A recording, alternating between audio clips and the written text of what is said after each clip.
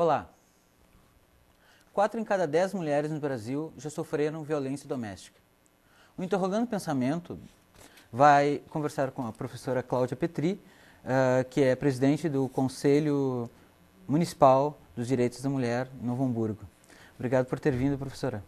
Obrigada, Laerte. Eu que agradeço o convite de poder falar sobre um assunto tão importante e que diz respeito não apenas às mulheres, mas, na verdade, a toda a sociedade. Sim. Professora, o que mais provoca a violência contra a mulher? É o álcool, o ciúme ou o machismo que impõe a sua vontade através da força? Laerte, na verdade, todos esses fatores são fatores que contribuem bastante para a violência doméstica, né? E nós não podemos aí dissociar apenas um deles. Se sabe, entretanto, que a questão do álcool e das drogas tem afligido essencialmente as mulheres, né? E quando nós falamos em violência doméstica, nós precisamos entender que não é apenas a violência do companheiro contra a mulher, né? É a violência do companheiro, é a violência da filha, é a violência do filho, da sogra, né? Enfim, de todos aqueles que participam dessa comunidade familiar e que aí acabam atingindo a mulher especificamente.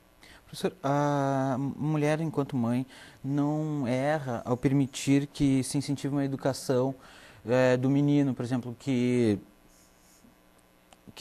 quer impor a sua vontade através da força, incentiva a violência, enquanto que a postura da menina fica numa questão assim de aceitar as coisas como são e calar diante de uma adversidade, de uma violência.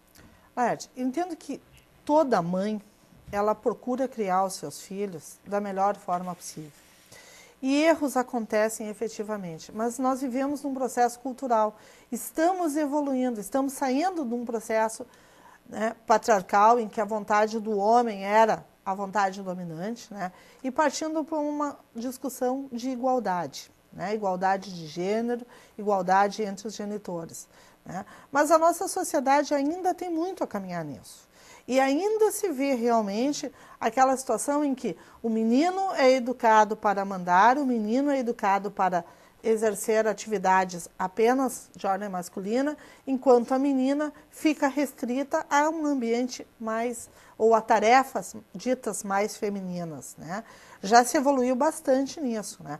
Mas ainda nós encontramos, né, famílias em que existe essa ótica, né? O menino não pode lavar louça, o menino não pode arrumar a cama, o menino não pode dar banho no filho, porque essas seriam tarefas essencialmente femininas, né? A sociedade vem mudando, mas nós temos ainda um longo caminho a percorrer nesse sentido, sim. Professora, eu já ouvi relatos de que muitas mulheres foram agredidas, denunciaram e voltaram atrás. Isso me parece uma típica questão de dependência econômica do cônjuge.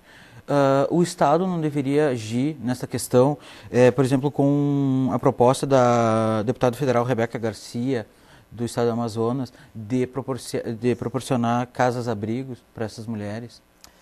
Laerte, a maior dificuldade na questão da violência doméstica é a mulher admitir que ela está sofrendo violência. Então, para te responder isso, eu ainda preciso de fazer uma digressão a respeito do que a gente entende por violência. A violência não é só ir lá, a mulher receber um soco, né, um empurrão, não. Aí eu tenho a violência física, mas eu tenho a violência patrimonial, né? Quando a mulher trabalha e precisa entregar na mão do homem todo o seu dinheiro, porque ela não é dona desse valor, né?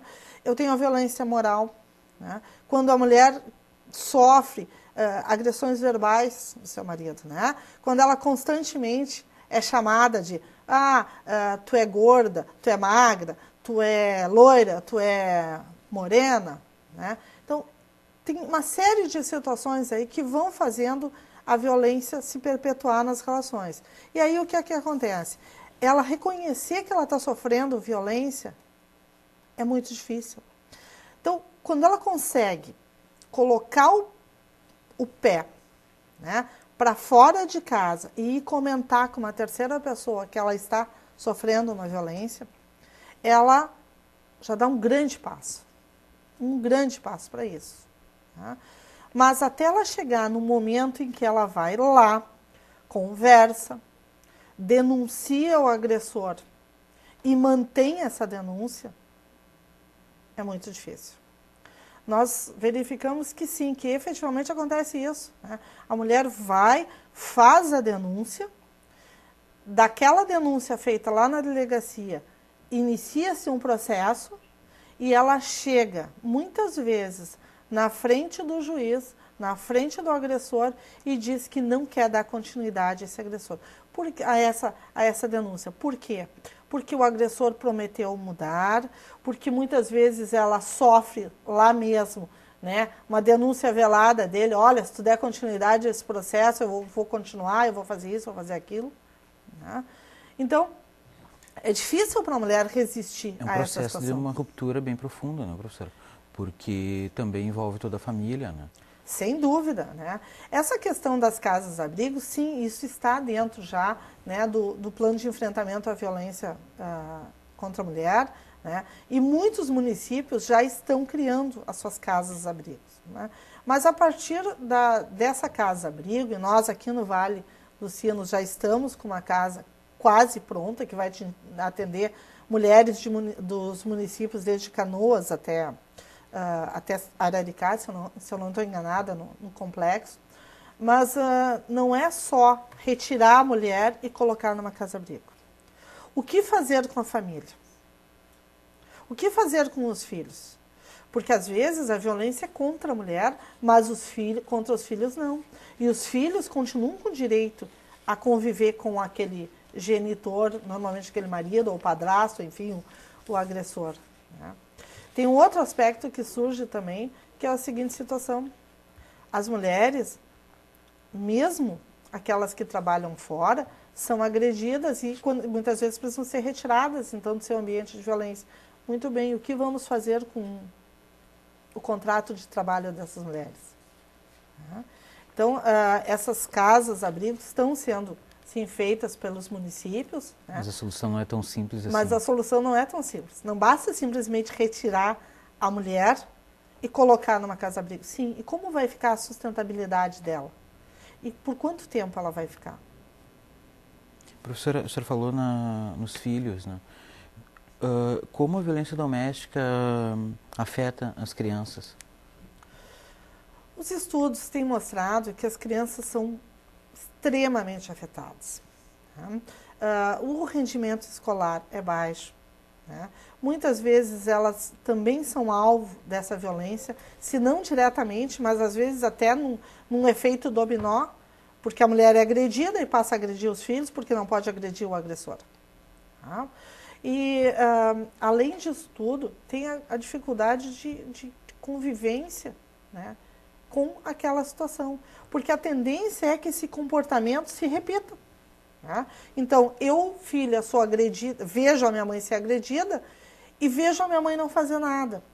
Ora, isso significa que eu, como mulher, não posso fazer nada. Eu devo, sim, me calar. E quando eu crescer e meu marido me agredir, eu vou achar que isso é um comportamento normal. Por outro lado, o filho que vê o pai sendo o agressor, né, e a mãe silente, ele também vai achar que essa é uma conduta normal. A tendência é da repetição de comportamento, né, o que é absolutamente horrível, mas que somente vai acontecer quando a mulher reconhecer que ela sofre um tipo de violência e quando ela tiver condições psicológicas para ir em busca de um auxílio. Professora, quais são os principais problemas de uma mulher que sofreu violência sexual e busca para fazer aborto? Eu lembro que, se não me engano, em Rio Grande houve um caso em que médicos recusaram a praticar o aborto de uma pessoa que sofreu violência. O que acontece? Né? A mulher sofreu um estupro, né? Ou uma violência sexual no próprio casamento. Né? E precisa fazer o quê? Ela precisa primeiro ir até a delegacia, fazer um boletim de ocorrência. Tá? E sendo que essa agressão, né, esse estupro, ou fora do casamento, ou mesmo dentro do casamento ocorreu, ela vai precisar fazer um exame de corpo de delito para verificar a situação. Tá? E a partir disso, então, requerer que seja providenciado o aborto, né? Mas há sim ainda eu te diria que na verdade uma prevenção contra fazer o aborto, né? A burocracia nesses casos é tão grande que quando se vê, se ultrapassou aquele período permitido, nós já estamos aí com a gestante com 4, 5 meses e aí não se entende mais cabível o aborto, né?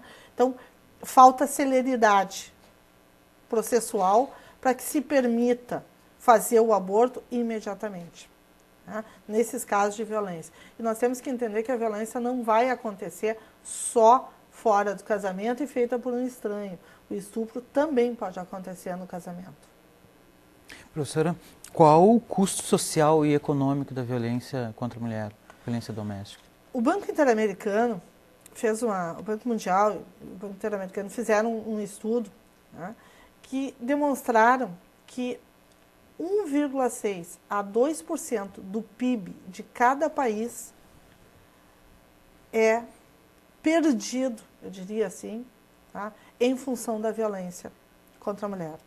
Para ter uma ideia, né, a cada 5 anos de trabalho, a mulher perde 1 ano da sua saúde em função da violência. As mulheres que sofrem violência, tá, faltam muito mais ao trabalho do que aquelas que não faltam. E mesmo quando elas ainda assim vão até a sua atividade profissional, o rendimento delas tem sido bem menor do que aquelas que têm uma vida normal, eu diria assim, né? Então, o custo econômico é grande, o custo social é tão grande quanto. Professor, nós vamos fazer um breve intervalo e já voltamos. O Interrogando Pensamento volta já.